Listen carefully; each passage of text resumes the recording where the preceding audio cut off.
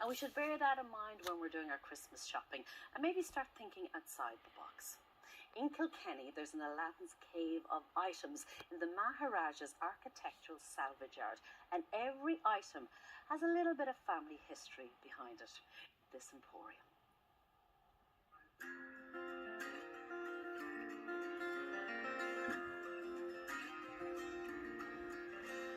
Kilkenny Architectural Salvage is a cave of wonders, a place apart where you can find the quirkiest of items.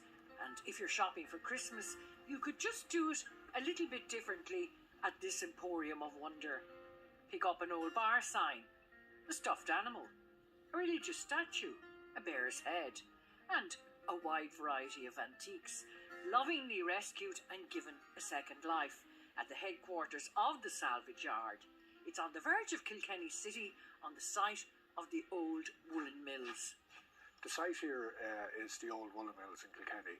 It was actually built by Lady Desert in 1906. She lived over in what now is Aughton Hospital, where the grounds of her house. She also built a model village called Talbot's Inch, which is just across the river, and a footbridge across the river, a suspension bridge to the workers for here. So that started in 1906, and it worked very well for a good number of years. It was actually very profitable early on.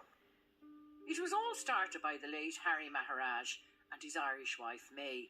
He was from South Africa and studied at the Royal College of Surgeons in Dublin. He moved to Kilkenny, where he became a highly respected orthopaedic surgeon at Kilkenny Hospital.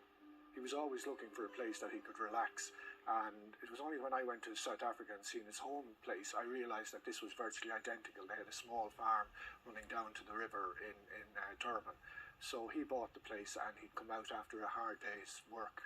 He would be operating all day, and he needed to clear his mind, and he was work away here on a machine or something like that, and that was his relaxation. So initially it was started out as just a place for him to relax, but it's expanded since. His son Robin, who was working in the financial services sector in London, came home and set up the company in 1998 on the ground of the woolen mill, and now he and his three sons run one of the most successful architectural salvage companies in Ireland. We buy and sell items, mostly items that would come from property, but we also do large liquidations, clearances. So we've built up a name over the years as being a place to go to buy items if you want, or if you're looking for something in particular. Their reputation grew as the company expanded, and they became much in demand as a go-to for clearing old houses, schools and churches. Normally I get a call, and usually they're a recommendation from another school or another business in the area. We would go up and have a look. We would do a survey of all the bits and pieces and try and establish exactly what's going to be sold. Because a lot of the time when it actually comes to the crunch, people will say, no, I'll hang on to that, or I'll keep that item. So once we've agreed a price, then we would go and clear all those items, and they'd be brought into the yard here. They'd either be refurbished or cleaned up, and then they'd be put on sale. The stock is vast, ranging from antiques to wooden beams and bricks, given a second life, and much sought after by builders renovating houses. And they have a delightful array of wooden casks.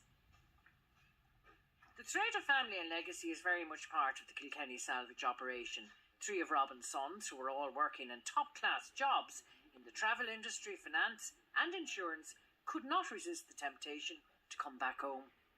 Dad has never pressurised us into coming into the business, which allowed us to all get experience outside in the working world, working for other people and doing other things to see whether we like them and try them. But now we've all managed to come home, and yeah, I wouldn't change it for the world. Working with them every day is not only are they my brothers, but they're my best friends as well. So there's nothing more you'd really ask for in work colleagues. Sustainability and recycling are key words, and around every corner there's a gem. A Garda barracks door, now a table. Stage lighting, given a second chance. Suitcases with stories of life contained within. Peacocks that desperately want to come to life. The aim of our business is to have that sustainability factor. Whereas you look at, say, the suitcase that you mentioned, or our timber beams, or our bricks, they're all salvage items. those are all deemed to have no environmental burden because they've been reused from what their original purpose was. So in that sense, they're going to live another 100 years going into someone else's house or their walls, or whatever someone comes up with for them. And not only that, but they look fantastic as well because they have huge amounts of character. Religious statues are waiting for a new home, and there's an amazing amount of much sought after pub memorabilia. We do a lot of pub clearances where families have inherited a pub and maybe not taking it over, so they're selling all the items and we're able to go in and do a deal with them and pretty much take everything away.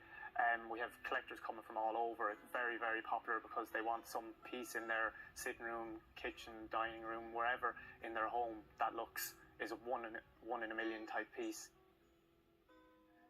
Robin was delighted he had the lads back in the yard, and they upped the game using social media platforms like Facebook and Instagram.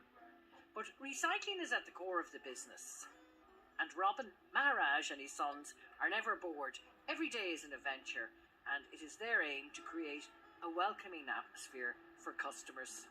A lot of that's down to, I think, us being a family business. You know, we're all involved in it, and I think people get that feel when they come in that it's a pretty chilled and relaxed arena to come down and have a walk around. And, you know, that's what we allow people to do. We don't hassle them and say, what do you want to buy or this? We just let them walk around, and we have a big site, so they have plenty to look at and keep themselves entertained. And if they have a question, they come to us, and we're very lucky with the site as well that it feels you're just kind of with nature down here, where even though we're only a couple of minutes from the city centre, it's, you know, you can hear the birds going in the background and the trees around us and the river. So it's quite calm and peaceful place with lots of interesting items to look at. The customer base is made up of a most eclectic group, like Julianne Kelly from Hazelbrook Guest House, who loves finding new uses for vessels to arrange flowers. I'm a big passionate person about my garden. It is my sanctuary, and sustainability is something I really believe in.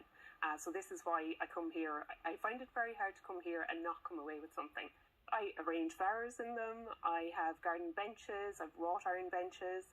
I have a water feature, timber beams, like so many items. But I would find it very difficult to go anywhere else because the guys are great. They're very accessible via social media.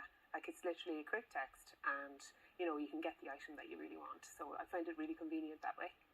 Magella Dempsey has an old house, and the bottom story is an ice cream parlour in Castlecomer.